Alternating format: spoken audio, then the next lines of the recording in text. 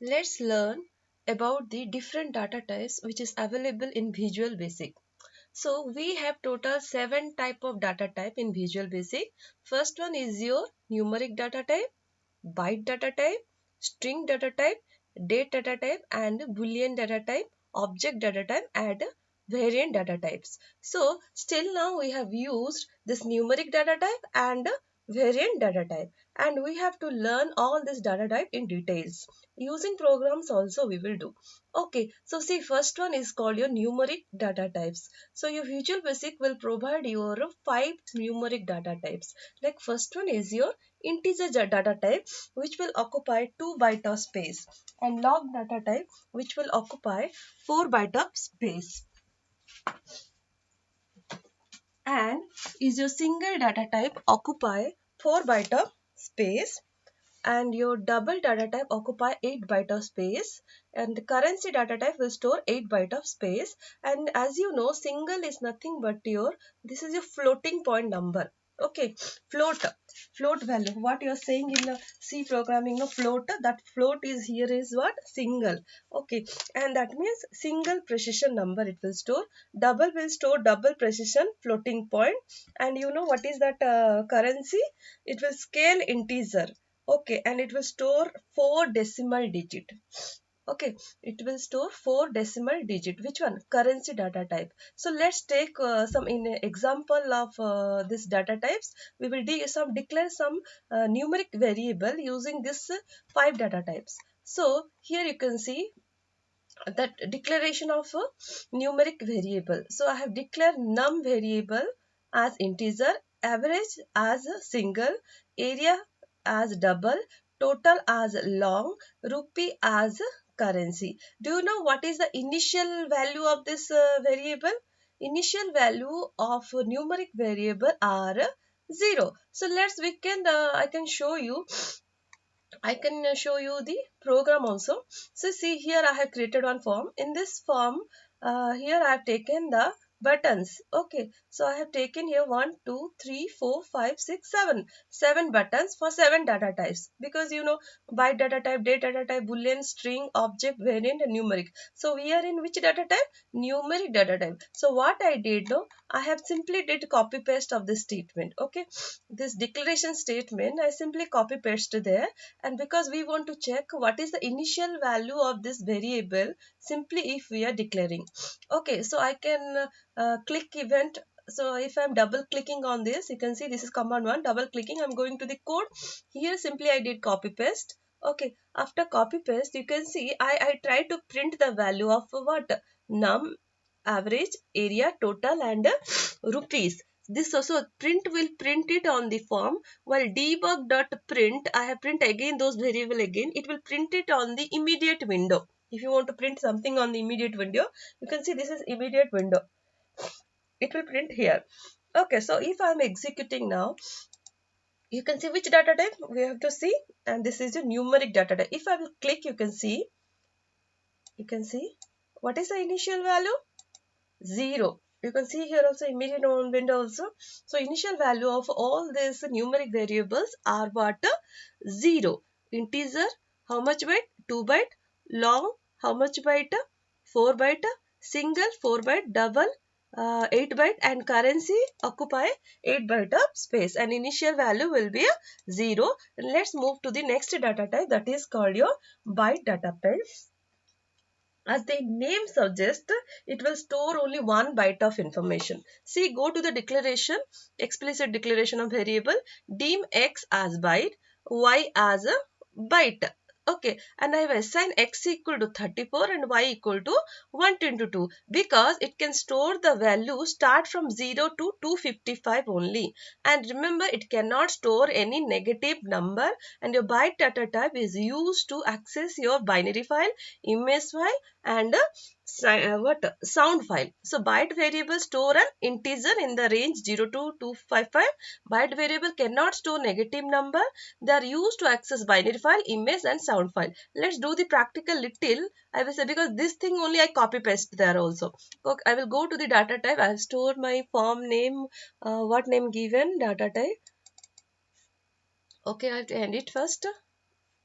I'll go to the data type form. Okay, you can see what is data type, byte data type. I will double click on it. What type there? I have declared x as byte, y as byte. Then I store x equal to 200 and y equal to 122. Then I print x and y. But remember one thing. Suppose if I'm executing, if I will click on the which one, on byte button, you can see byte button, it will print what, 200 and 122. I told you it will hold the value from 0 to 255. We will give the value to more than 255. Suppose I am giving, instead of 200 I am giving 2000. Will it take? So it will show me definitely error. Okay, if I am clicking, it will show me overflow. Overflow means it cannot hold the value. The range is from 0 to 255. Okay, I will end it.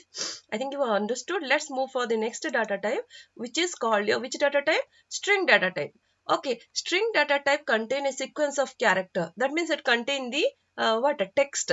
So I can declare the string variable like this: dim name as string. How to initial value will give? Okay, and here initial value, if you are not given anything, that means 0 length.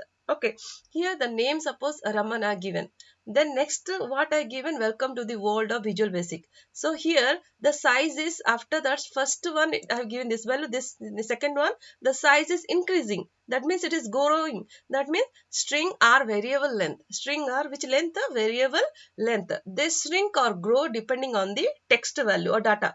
Okay, here I have given the null value. This is the format of giving null. String you can give the value within the double quote. Okay, let's see for the which data type. For string data type we can see where is, so which button, for string button, if I'm double clicking, look at here what I given here. I have given here, so I can delete those things whatever name. You can see what is there, command name, the name as string, name equal to what I given, Raman. Then print name. I print it only where I printed on the form, and the second line I have printed on the where, in the immediate window. To print in immediate window, what to type? Debug.print, then variable name. The next again I assign to the same variable name equal to welcome to the world of Visual Basic. Remember the old value will get erased and the new string will get stored, and now again it is printing name. Okay, after that you can assign null. Okay, let's execute the which data type to understand. I have declared the data type name. So which one to click? String. We are studying the which data type? String. So you can see Raman, welcome to the world. Even it got printed where? In the immediate window also. Okay, because of debug.print. If I want to print it on the immediate window, this welcome to the world of Visual Basic, what I should do? I should type here after this one, what, debug dot print. What I will print? I will print the name. Okay, so I'm executing again. I'm clicking on the string data type. You can see it is coming. It is coming on the form also. It is coming on the immediate window also.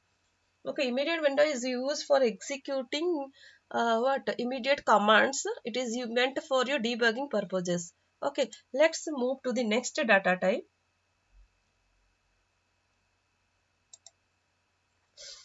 That is called your which data type?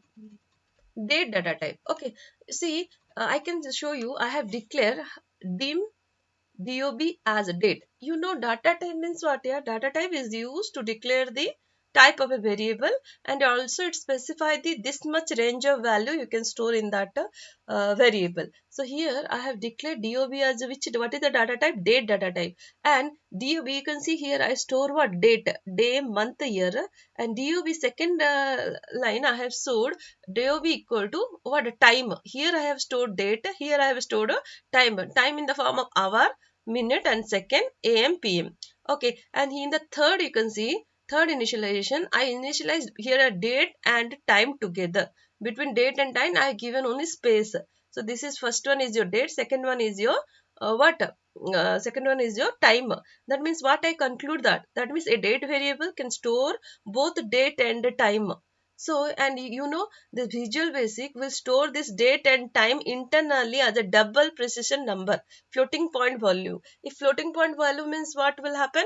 It will have two part, integral part and decimal part. So, your fractional part. So, integral part will represent your date and your fractional part will represent your time, because it is storing as a double precision number. Okay, whatever maybe you are giving this thing more, no, it is not storing as like this, it will store it as a double precision.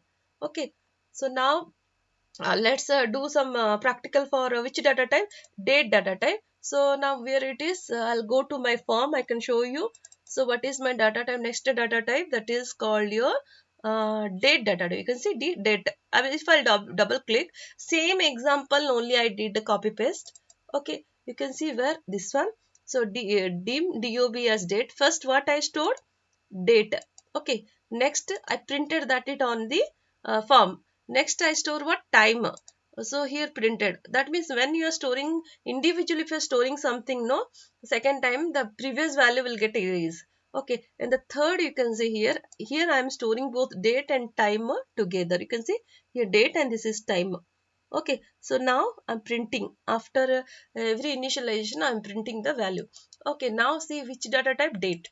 You can see first one got printed date, the next one, second one, time, third one is your date and time together. And remember, if I will print the data type date only, simply data type I will print, it will show me the system time and date, system date it will show me.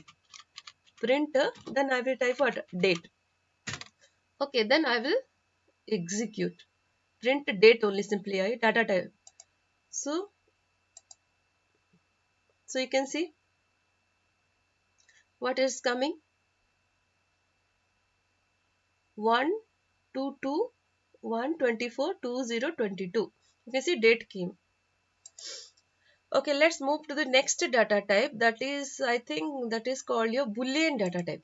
I think so, Boolean. Okay, Boolean data type, as the name suggests, it can store only two values here, either true or false. True means 1, 0 means false. And remember, any non-zero value, the non-zero value will be supposed to 296. So 296 is a non-zero value. So non-zero value is also taken it as a true only. If any condition is there, in that condition any non-zero value is there, means think that is only true only. Okay, so your Boolean data, how to declare? Dim the variable name. So flag is called Boolean variable. Flag as a Boolean. So this is your data type. Okay, so it occupy how many byte of space? It occupy 2 byte of space. And another thing, Boolean variables are used in testing condition. These variables are used for testing condition, and most probably it is used with or and not operator, XOR operator. It is used with that operator. So let's test for simply thing. This thing only I'll do copy paste. Let's do execute for Boolean variable. Okay, so go for the this one. So which is Boolean? Boolean. Okay, it will store either true or false. If I am double clicking, I'll go to the code of Boolean. So you can see I have declared dim, okay, flag as a Boolean. Okay, now I have initialized a flag equal to what? False is given. Suppose I have initialized the Boolean variable to what? True. That after that, you, as I told you, it is used as a condition, is used as a condition in your if statement, switch case statement, like that. So here it is used as a condition. You can see if flag equal to true, then what message box will come? Hello world. If this condition is false, so what message box will come? Hello India will print. So now my condition is before only I initialized to true. So what will get printed? Hello world. So you can see, because now which data type? Boolean data type. See, hello world, because the flag value is how much? True. So let's do the false. Let's make it false. So this is your false. Okay, now I'm executing. Okay, Boolean. So now hello India, because the condition is what? False. So because flag equal to false equal to true, so this is false only, so control will go to which part? Else part. That means because false means what? False means 0.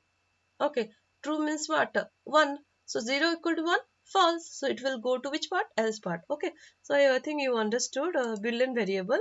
Next, before going for the next variable is our object variable. And remember one thing, I can show you here. Before going for the object variable, you can see these are, what are this one, command button. Name is one, command button. Here what is the name? Label. What is the name? Text box. Here what is the name? Combo box. See, these are the name of the control on the toolbox. These are the name. These are the control. Even this form is also called your control. So basically this your object data type will refer to your control on the toolbox, or it will refer to the object. That means this object data type is meant for your tools, our controls. What are the controls on your, what are the object on your toolbox, and form object it will refer. Understood? So that means in simple word I will say it will refer to your text box, combo box, command button, label, and what are the controls available in the toolbox. So see, for this object data type, this is a button only. I have taken command 6 button. At caption I typed there what? I had typed their object. So all the button I created, and I typed the data type name only.